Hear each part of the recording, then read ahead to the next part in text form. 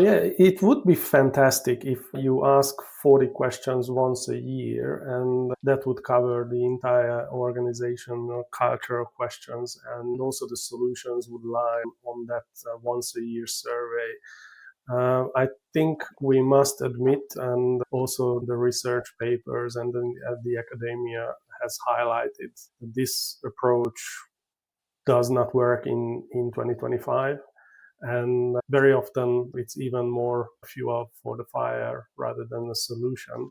So as a regular rhythm of the once or twice a year surveys is actually asking questions which are never really addressed from the leadership team level.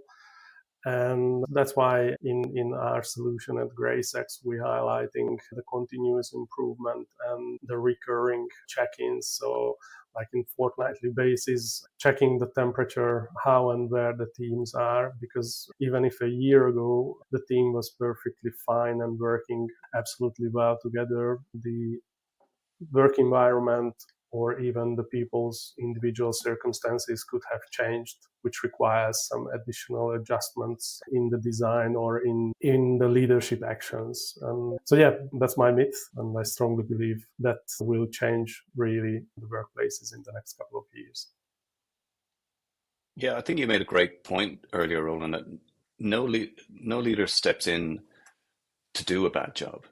And I just don't think a lot of them have received the adequate training. I mean, as you pointed out, like it was done a year ago, and so it's almost like we can tick that off the list.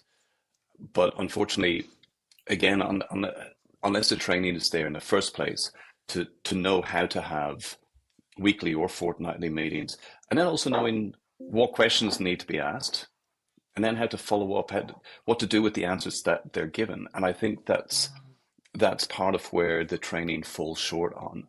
So I think definitely the likes of what GRACEX does is giving that education, giving that platform there for leaders so that they actually understand what it is that they need to do and how to implement it.